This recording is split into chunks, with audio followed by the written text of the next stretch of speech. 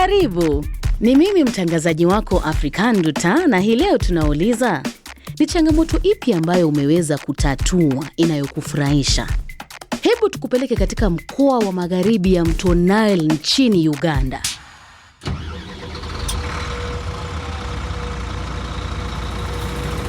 Upate kusikia hadithi murwa inayohusu jinsi jamii za eneo hilo zinavyojibu swali hili.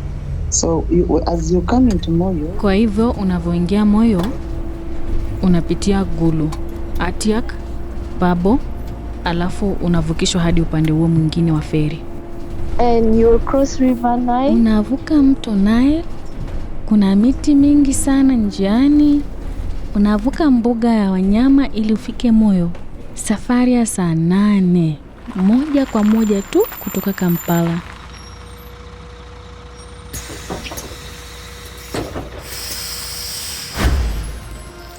Moyo is a mountainous. Moyo ni eneo lenye milima. Kumejaa miti, milima na mawe. Kunapendeza.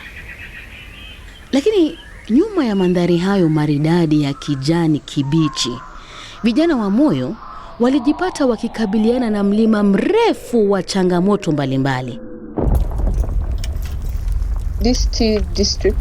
Hizi wilaya mbili, Moyo na Ubongi, zilikuwa zinasajili idadi kubwa ya mimba za utotoni, watoto kuacha shule, na pia vijana walilazimishwa katika ndoa za mapema. Msichana akifikisha pengine miaka 15 au akipata hedhi, watasema ameondoka kuolewa. Mwisho wa siku, baba anatekeleza mtoto wake. Anachokijua tu ni kutumia madawa ya kulevya. Unaweza tu ukaona mtoto ameanza kuchokora mapipa za mtaani akitafuta chakula kwa sababu wazazi wake wameshindwa kumtunza. Ni kweli. Ingekuwa rahisi kumlaumu mtu mmoja pekee. Akina baba wasiokuwepo, akina mama wanaowatelekeza watoto wao, hata walimu wabaya. Lakini ukweli ni kwamba kila mahali vijana waliangalia katika jamii yao nzima, waliona vikwazo. Hata vijana wenyewe walihusika katika changamoto hizo. Nelson, kijana mmoja kutoka Moyo, anakumbuka wakati mmoja darasani ambapo maisha ya mwanafunzi mwenzake yalibadilika milele. Siku moja, kuna msichana mmoja niliona damu ikimtoka. Aliposimama niliona damu, yani doa la damu kwenye sketi yake. Nikiwa na marafiki zangu tuliona damu kabisa. Sasa tukaanza kumcheka, tukisema kwa sauti, mwezi, mwezi, mwezi. Kwa vile kwetu sisi tunapima na mwezi, kwani mwezi unapochomoza hedhi huanza.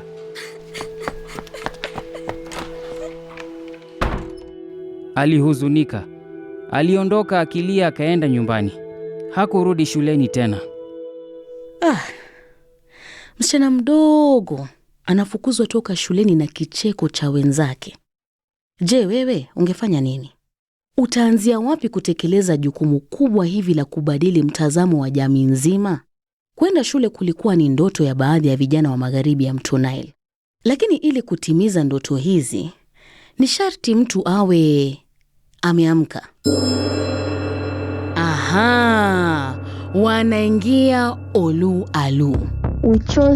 Tulichagua jina Olualu kumaanisha kwamba umoja. Sasa panapo umoja, huenda utapata watu wakiishi kwa amani. Tunaunganisha shida zetu pamoja, tunachagua viongozi miongoni mwetu wa kutuongoza. Tulipoanzisha Olualu, tulikuwa watu 62. Ingekuwa rahisi kumshukuru mtu mmoja, akina baba waliokuwepo, au akina mama wanaowapenda wanao, au hata walimu bora. Lakini ukweli ni kwamba kila mahali vijana waliangalia, waliona masuluhisho. Waliona kwamba wao pia wangeweza kuchangia pale. Vijana 62 walijitokeza mbele. Lakini utawezaje kueneza ujumbe unaohusu kumaliza dhulma za kijinsia na ndoa za mapema bila kusikika kama kitabu cha kuchosha bure? Basi vijana wa Moyo walijua cha kufanya, kusaka msukumo ndani ya utamaduni wao. Watu wa Moyo wanapenda sherehe. Watu wa Moyo wanapenda disco. Palipo na mziki, pana mazungumzo. Hawapendi wakati watu wanapojaribu kuwatawala. Na sababu yetu ya kusema uvumi ni kuwa watu wa Moyo wanapenda umbea. Watu wa Moyo wanapenda uvumi. Bila uvumi, hatuwezi kupata maarifa. Hey, nakuambia kweli si kweli? And the song, you know, the youths and Kwa vijana, wanapenda sana kusikiliza jumbe ambazo zinachezeshwa kuliko mazungumzo ya ana kwa ana. Kwa hivyo walifanya nini? Wauliza, walichanganya tamaduni zao. Waliunda mabango ya kidijitali, drama ya redio ya kusisimua inayoitwa Rumor Has It au Kosikosi, na wimbo wa kuvutia. Waligeuza uchungu wao ukawa utamaduni wa kisasa, yani pop culture. Kukata kwao tamaa kuligeuzwa kukawa maono, na vilevile maarifa yenye uzito yaligeuzwa na kuwa jumbe ambazo kila mtu anaelewa. One of the posters is written. Mojawapo ya mabango ni rudi shuleni, kuwa kielelezo chema, elimu kwanza, ndoa inaweza kusubiri, jipange sasa kwa ajili ya karo ya shule. Kisha pia kuna mabango yanayohusu wazazi, tukomeshe dhulma za kijinsia. it was in Radio Purchase. Ilikuwa katika Radio Purchase Moyo iliyosaidia kurekodi hiyo drama. Hebu nikudokeze. Radio Purchase ni stesheni kubwa sana katika mkoa wa magharibi ya Mto Nile nchini Uganda, iliyo na mamilioni ya wasikilizaji. Hili ni jambo kubwa. You generate a small story. Unaandika hadithi ndogo, tulijaribu kuigiza na kutumia sauti, kisha inapokuwa ni bora kabisa ndipo tulienda kurekodi. Hebu kidogo tusikilize Rumor Has It, kionjo tu. Thanks for joining us on this episode of Fun. Hello listener, my name is Teacher Esther. I want to introduce you to a very special village, the Oluwalu village. And in this village live a family of 4, a mother, My children, today you are all shining. a father, The customer you're trying to reach is not available. and 2 children, John Oh my friends, today you have come to visit me? and Jane. Hello. Over the next 12 episodes, we are going to be following this family story and hearing about how they overcome the challenges they face. Can you imagine? Grandma chased us away. It is a very exciting story though. It is a story of hope. My children, you have given me hope. Watching you try, I also want to try. It is a story of tragedy. The house has caught fire. They have killed me all. And it is a story of joy. Wow. It has worked. Banga kama ni ota ni dini. Mali Maria. And as with most good stories, it all began with a rumor. So, let's listen together, shall we?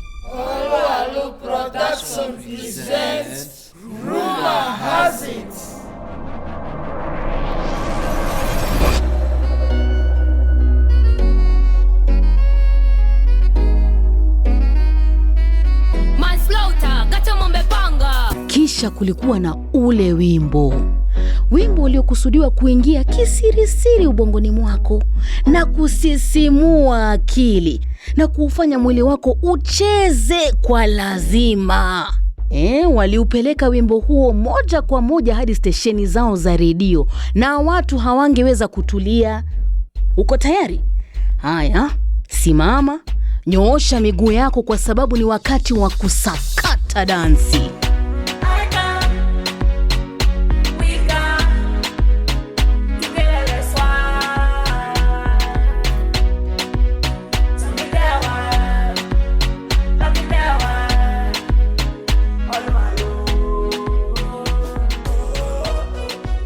Sasa hiyo ndio sauti ya furaha ya ubunifu wa pamoja.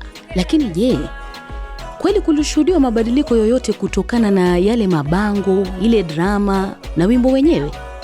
Now you find that these girls are able to Sasa unapata kwamba hawa wasichana wanaweza kuzungumza na maelfu ya watu kwenye jamii pasi na utofauti wao wa uwezo. Wasichana hao wanaweza kuzungumza hata na wasichana kwenye jamii zilizo mbali zaidi. Kuna wazazi ambao hawaruhusu wasichana wao kurudi tena shule baada ya kubeba ujauzito.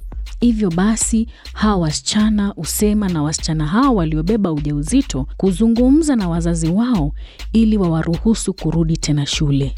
Akina mama wachanga waliokuwa wanajificha juu ya aibu walirudi darasani. Unyanyapaa sasa ulianza kupotelea mbali. Na unamkumbuka Nelson, mvulana aliyemcheka mwenzio darasani mpaka akaacha shule? Ujumbe wa Oluwalu ulimfikia pia kutokana na majuto yaliyomkumba. Miaka 2 baadaye alienda kumsaka. I started going to her, convincing her that Nilianza kumwendea na kumshawishi, lakini alikataa kunisikiliza kabisa. Akaanza kunikemea, lakini pole pole nikaanza kumwongelesha na akaja kunielewa. Mwishowe akarudi shuleni. Alirudi na sasa yuko kidato cha 4. Jambo hilo lilinifurahisha. Sikudhani kuwa mtu ambaye nilimfanya aache shule angeweza kurudi. Ili kusaidia kutambua na kutatua changamoto zilizowakumba, vijana wa Oluwalu walitumia mfumo unaoitwa Design Thinking Process. Hebu tuchambue walichofanya pamoja. 1.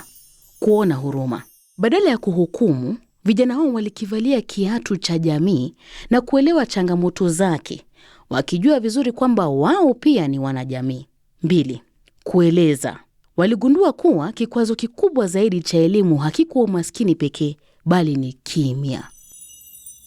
Kwa hivyo, unatatua vipi swala la kimya? Kwa kuzungumza. Hivyo basi, 3. Mtindo wa kitamaduni. Waliweza kutumia mapenzi ya umbea na muziki katika jamii yao kuzungumza kwa kuzingatia utamaduni wa jamii badala ya kuupuuza.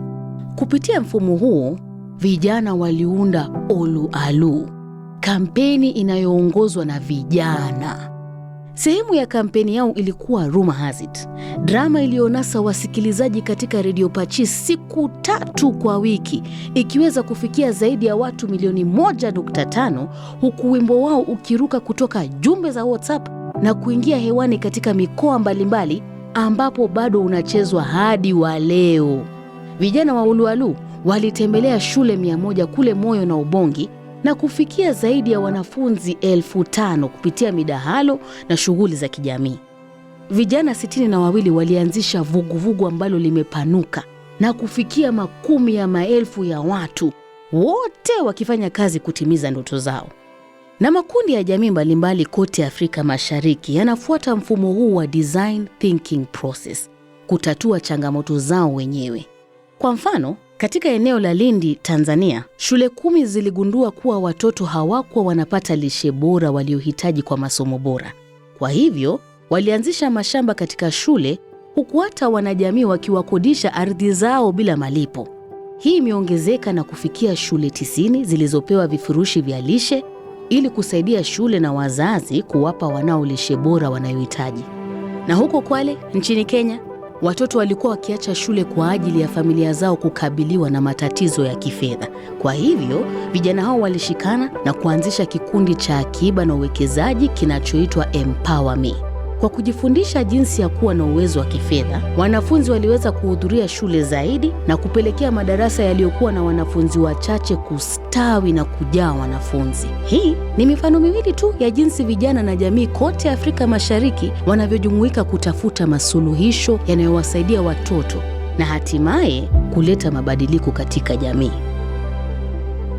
Vijana wa Oluwalu wanapenda jamii yao, na pindi walipoona shida ya kutatua mlima wa kukwea, bila shaka waliamua kuukwea pamoja. Kwani kama Salila alivyosema, I can, ninaweza, we can, unaweza, together as one. Sote tunaweza kwa pamoja.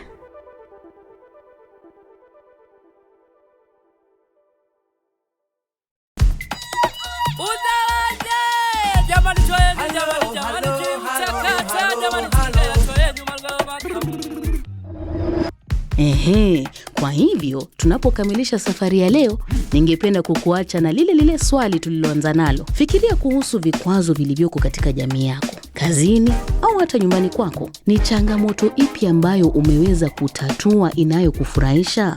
Ni mimi mtangazaji wako African Nduta. Kumbuka kuendelea kusonga mbele, sote kwa pamoja. Tuonane wakati mwingine. See, the world won't change just 'cause I want it to. Got to be the change that I want to see. Be more if I want more. Get on the dance floor. Wake up and live out the dream.